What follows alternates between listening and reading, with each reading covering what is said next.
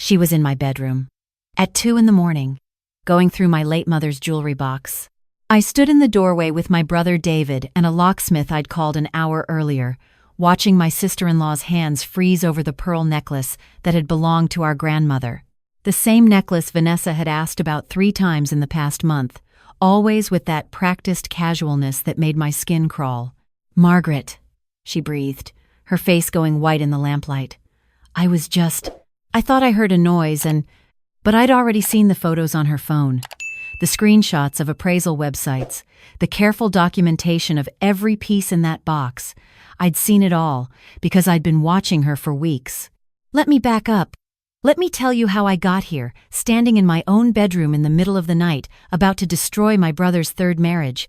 It started 6 months ago, when David called to tell me he'd met someone. This was only 8 months after losing Patricia, his wife of 37 years. My first instinct was concern, not judgment. Grief does strange things to people, loneliness, even stranger things. And David had been so lost after Patricia died. He'd stopped eating properly, stopped maintaining the house, stopped being himself. "Her name is Vanessa," he said, and I could hear the smile in his voice. "The first real smile since the funeral. She's wonderful, Maggie. She makes me feel alive again." They were married 10 weeks later. I tried to be happy for him. I really did. I drove the 3 hours to witness the courthouse ceremony, brought champagne, hugged this woman I'd met exactly twice before she became my sister-in-law. Vanessa was 45, 20 years younger than David, attractive in that carefully maintained way that spoke of regular salon visits and personal trainers. She worked in marketing, though the details always seemed vague when I asked. The first red flag came at the reception dinner, just family at a nice restaurant. Vanessa kept steering the conversation to Mother's estate. We'd lost our mother just 2 years earlier, and the wound was still fresh, but Vanessa had questions. So many questions. "So your mother's house, the one in Portland with the view, is that being sold or— And I heard she collected art? Depression glass? That must be valuable. David mentioned something about a trust. How does that work exactly?" David seemed oblivious, just happy to have someone interested in his family history. But I saw it, that calculating look in her eyes when she thought no one was watching. The way she'd pause after asking each question, as if mentally cataloging the answers. I told myself I was being paranoid, overly protective, maybe even a little jealous that my brother had found companionship. I'm 62, widowed myself for 5 years, and perhaps I'd grown too comfortable in my solitude. Perhaps I needed to be more open-minded. Then 3 months into their marriage, David called again. His voice was different this time. Strained. "Maggie, I hate to ask this, but we're having some temporary cash flow problems. Vanessa's company is restructuring, and there's been a delay with her commission check. I was wondering if we could stay with you for just a few weeks? Just until things settle?" I had the space. My house in Seattle has 4 bedrooms, far too much for just me and my cat. And David was my baby brother, even though he was 65 years old. Of course I said yes. They arrived on a Tuesday with more luggage than I'd expected for a few weeks. Vanessa swept through my house like she was appraising it, her eyes lingering on the original hardwood, the updated kitchen, the neighborhood with its mature trees and quiet streets. "What a lovely home," she said, but her tone had an edge to it, an inventory quality. "How long have you lived here?" 34 years, I replied. "My husband and I bought it when our daughter was born." "And it's all paid off, I assume?" The question was invasive, but David was already carrying suitcases upstairs, and I didn't want to start their stay with conflict. I simply smiled and changed the subject. The first week was fine. Vanessa and David kept to themselves mostly. She was gone during the day, supposedly job hunting, while David did odd jobs around my house that didn't really need doing. He was trying to earn their keep, which broke my heart a little. This was his home too, in a way. He didn't need to prove his worth. Week 2, I started noticing things. Small things at first. Vanessa would be in different rooms when I came home, always with a reasonable explanation, just looking for a phone charger. "Thought I'd dust while you were out. David asked me to check if you had any WD-40. But why was she in my home office? Why was she looking through the built-in bookshelf in my bedroom? And why, when I came home early one day, Was she quickly closing my desk drawer? I was just looking for a pen, she said, but there was a cup full of pens clearly visible on the desk. That night, I started paying attention, really paying attention, and I saw it, the pattern I'd been too polite to acknowledge. Every time David was out, running to the hardware store or taking a walk like I encouraged him to do, Vanessa would explore. She'd open cabinets, check drawers, peer into closets. She was looking for something. Or she was cataloging everything I owned. I called my daughter Sarah that night. Sarah is 36, a lawyer in Portland, sharp as they come.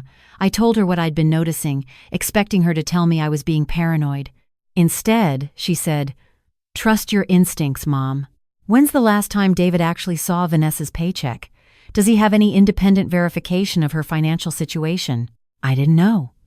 I asked David the next day, carefully, over morning coffee, while Vanessa was supposedly in the shower. "Well, the company restructuring has been hard on her," he said, stirring his coffee without looking at me. "She's been very stressed. But have you seen any paperwork? Severance documents? Anything official?" He finally met my eyes. "Why are you asking?" "Because you're my brother, and I want to make sure you're being taken care of." Something flickered across his face. Doubt, maybe, or recognition of a question he'd been avoiding asking himself. "She shows me her phone when the recruiter calls. She's been on several interviews. Anyone can fake a phone call, David." He stood up abruptly. "She's my wife, Margaret. I'd appreciate it if you'd give her the benefit of the doubt." But I could see I'd planted a seed. Good. That afternoon, while they were both out, I did something I'm not proud of. I went into the guest room where they were staying and I looked around. Not through their private belongings, not through drawers or suitcases. But I looked at what was visible. And what I saw chilled me. On the nightstand on what was clearly Vanessa's side was a notebook, open. And on the open page was a list, written in neat handwriting. Silver tea service, dining room cabinet, depression glass collection, living room shelves, jewelry box, bedroom dresser, office equipment, art pieces, estimated value of house, check comparable sales. It was an inventory. She was inventorying my possessions. My hands were shaking when I took a photo of that page with my phone. Then I carefully put everything back exactly as it was and went to my own room to think. Sarah called me back that evening. "Mom, I did some research. Vanessa Hart, right? Married name Hart? She took David's name?" "Yes." "What was her maiden name?" I didn't know. I realized I'd never asked, never been told. I'll find out. It took me 2 days of casual conversation to extract it from David. "Vanessa Keating." Sarah called me an hour after I texted her the name. "Mom, sit down." I was already sitting, but my daughter's voice made me grip the chair arms. "What did you find?"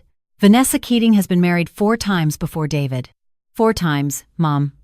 And each marriage lasted less than 2 years. I found a restraining order filed by husband number 3, claiming she'd forged his signature on a home equity loan. The case was dismissed when she agreed to pay restitution. But Mom, there's a pattern here. My blood ran cold. "What kind of pattern?" "She targets older widowers, men with assets. She marries them quickly, and within months, there are financial complications. Husband number 2 lost his house. Husband number 4 filed for bankruptcy shortly after their divorce. I'm trying to get more details, but this is all public record. We're not talking about coincidences. I need to tell you, I'm not a paranoid person. I spent 30 years as a school principal. I've dealt with difficult people, manipulative people, people who lied to my face about things I had video evidence of. But this was my brother, my family, and I'd invited this woman into my home. "What do I do?" I asked Sarah. "Document everything. Don't confront her yet. We need to be smart about this." So I became a spy in my own house. I started noticing when Vanessa asked David to run errands, always timing it for when I'd be home.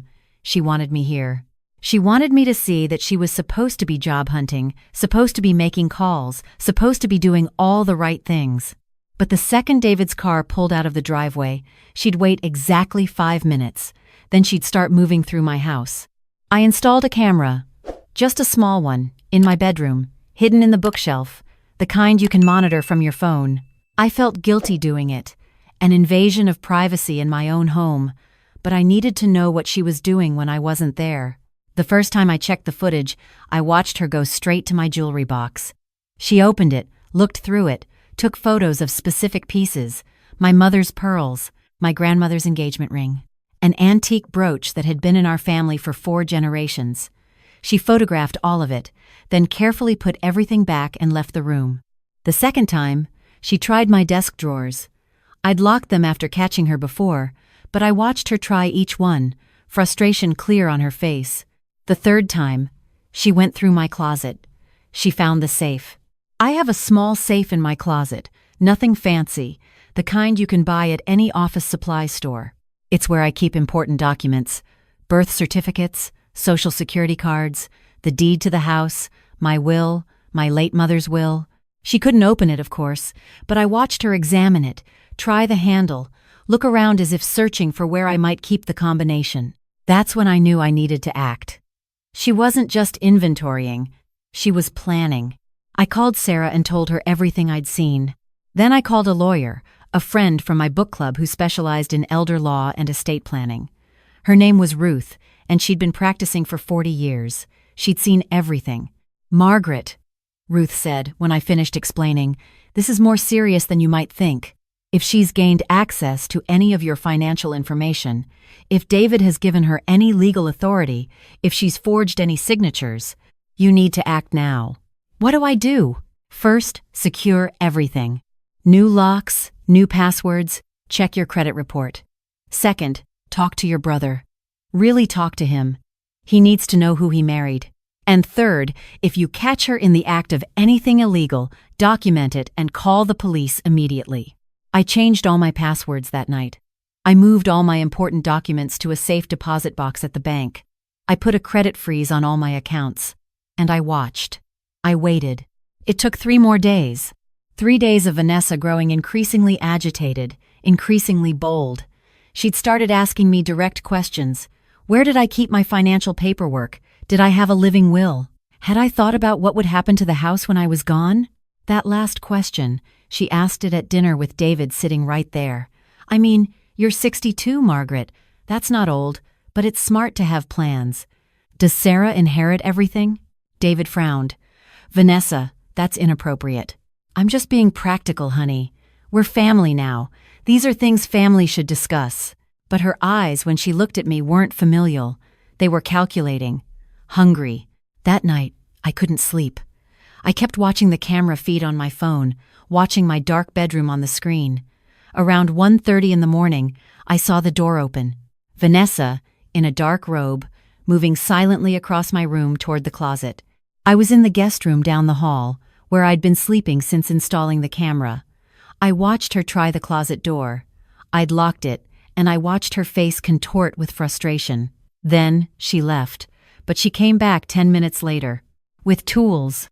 She had a screwdriver and was working on removing the hinges from the closet door when I made my call. First to David, in the room down the hall. "Wake up, come to my bedroom, don't let Vanessa know you're awake." Then to Sarah. "It's happening. Call the police. I'm going to stall her." Then to the locksmith, the 24-hour service Ruth had recommended. "I need you here now. I'll pay triple." I watched Vanessa get the door open, watched her approach the safe. She had something else now, something that looked like a small crowbar, and she was trying to pry the safe open. That's when I walked in and turned on the lights. The look on her face when she saw me will stay with me forever. Not guilt, not embarrassment, rage, pure, cold rage that she'd been caught. "Margaret," she started, but I held up my hand. "Don't. Just don't."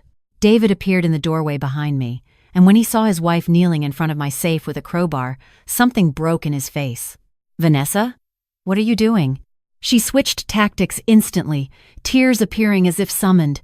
"Oh God, David, I'm so sorry. I'm so sorry. I have a problem. I have a gambling problem, and I owe people money, and I thought maybe Margaret could help us, and I panicked, but I was already pulling out my phone, showing him the photos, the inventory list, the marriage records Sarah had found, the restraining order, all of it. "She's done this before," I said quietly. to other men, other families. The locksmith arrived before the police did, which was good because Vanessa tried to leave. Tried to push past David, grab her things, get out before the authorities arrived. But I'd locked the front door, and David, God bless him, stood in front of it. "You need to explain this," he said, and his voice was shaking. "All of it."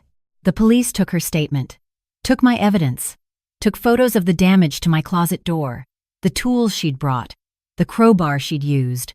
They arrested her for attempted theft and criminal trespass, though the DA would later add charges for fraud and identity theft after they found documents in her car with my forged signature. It turned out Vanessa had been planning this for months. Since before she even met David, she'd targeted him specifically, found him through a widower's support group online, learned about his family, his assets, his recently deceased wife.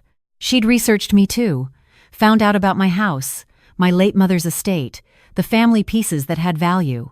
The plan had been simple: marry David, move in with me temporarily, gain access to my documents, and gradually take control. Maybe through a forged power of attorney. Maybe by getting David to pressure me into adding her name to my deed.